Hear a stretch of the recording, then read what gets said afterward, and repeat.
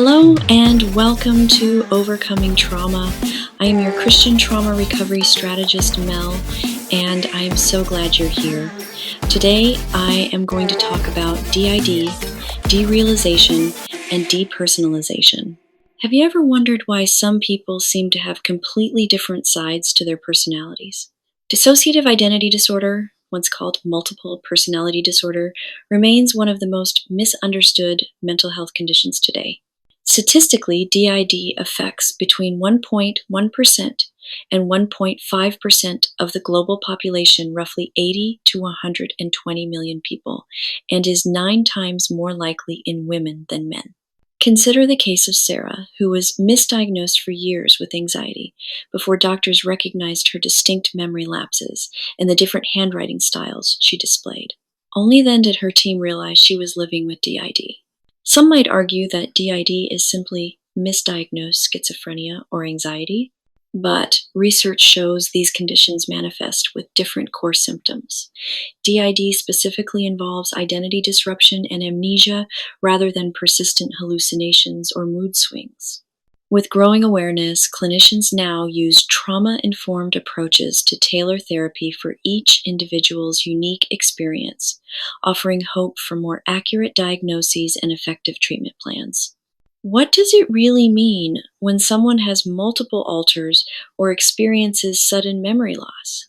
DID isn't one size fits all, and its manifestations can be startlingly diverse. DID encompasses subtypes, including dissociative amnesia, derealization, depersonalization, identity confusion, and identity alteration, each presenting its own set of challenges for those affected. Take James, for example. In stressful situations, he unconsciously switches to an alter who is left-handed, speaks with a different accent, and even needs glasses, while his main identity does not.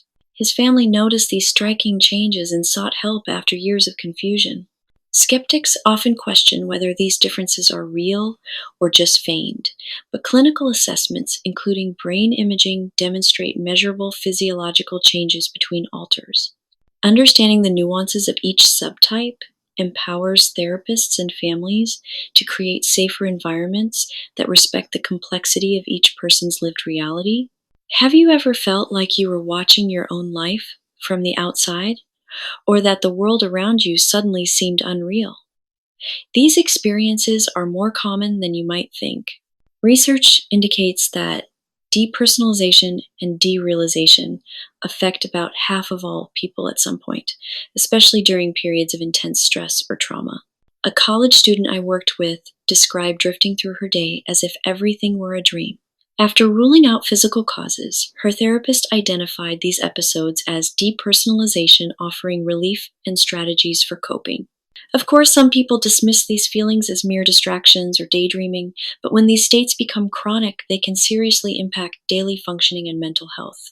Increasing public awareness and early screening in schools or clinics could help more people recognize symptoms early and seek effective support for dissociative conditions. Could there be a spiritual side to mental health conditions like DID? Before you dismiss the idea, consider the thousands of documented cases presented by faith-based practitioners. Christian psychologist Rita Cabezas, for instance, reported in her book that spiritual oppression can masquerade as mental disorders, having conducted thousands of deliverances over the past 5 decades. Scott Bitcon shares stories of individuals whose persistent symptoms only improved after spiritual intervention. In one case, a woman who'd survived childhood trauma experienced profound healing when addressing both psychological and spiritual wounds. Skeptics may argue that blending spirituality with psychology could undermine evidence-based care, but many practitioners find that integrating both perspectives brings a holistic understanding of trauma and the healing journey. As new research and testimonies emerge, perhaps future treatment models will increasingly respect both scientific and spiritual frameworks, offering more personalized pathways toward wholeness.